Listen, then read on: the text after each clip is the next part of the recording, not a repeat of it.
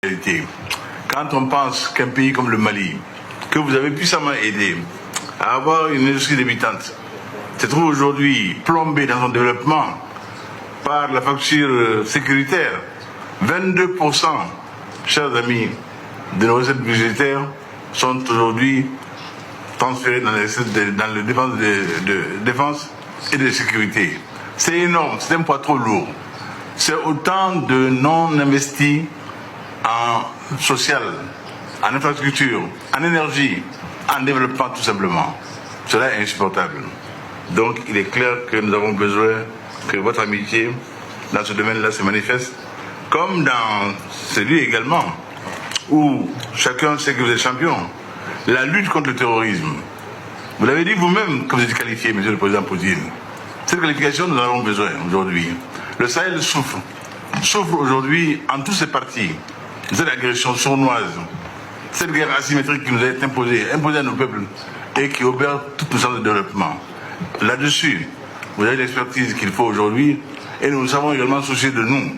Pourquoi nous soucier également? Que nous soyons pris en compte dans les instances internationales pour les questions qui nous intéressent, qu'on nous fasse au moins la dignité et la considération d'entendre notre avis. Cela a été dit par mes frères. Il serait souhaitable que là aussi, nous bénéficions de l'appui qui nous a même manqué de la Russie. Que vous soyez encore là à nos côtés, pour que l'Afrique dise son mot dans les questions qui intéressent l'Afrique.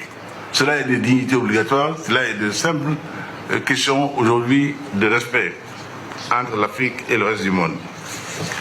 Président, chers amis, chers présidents, il convient de rappeler que ce sommet doit constituer une plateforme de débat autour des questions et des défis. Cela a été dit et largement dit.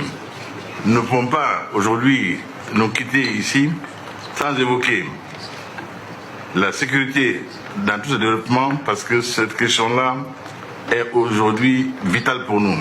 Il s'agit d'une question de survie, liée également aux questions du changement climatique qui nous atteint de plein fouet. Quand on sait aujourd'hui le sort d'un lac comme le lac Tchad, qui a vu sa superficie diminuer de près de 80% en l'espace de 10 ans, c'est vous dire le drame humain, écologique auquel le monde assiste, presque sans intervenir. Dramatique. Cette insécurité grandissante a des conséquences incalculables sur la situation dans l'ensemble du continent africain, voire mondial. Elle est de nature à fragiliser davantage les États de la région et à aggraver la précarité et la vulnérabilité de l'ensemble du Sahel.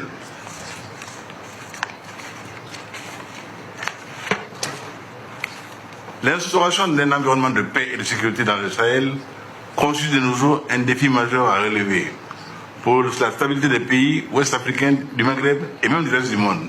Aujourd'hui, force est de reconnaître qu'aucun pays, quels que soient ses moyens, n'est en mesure tout seul d'y faire face.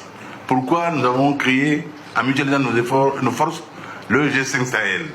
Je vous invite, Monsieur le Président Poutine, à nous apporter votre concours à ce G5 Sahel pour le rendre plus pertinent et plus efficace. Beaucoup de choses nous ont été promises et nous sommes encore en attente de la plupart de ces promesses-là. Que de grâce, on nous fasse la dignité de comprendre que, s'agissant de Sahel aujourd'hui, nous sommes en défense des valeurs qui nous sont communes. Nous sommes une digue. Si cette digue vient à rompre, chers amis, aucun pays ne serait épargné.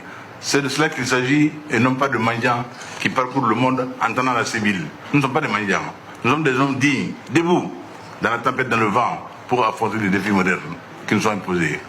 Voilà, chers amis, ce que je voulais vous dire au nom de mon pays et au nom du Sahel. Merci.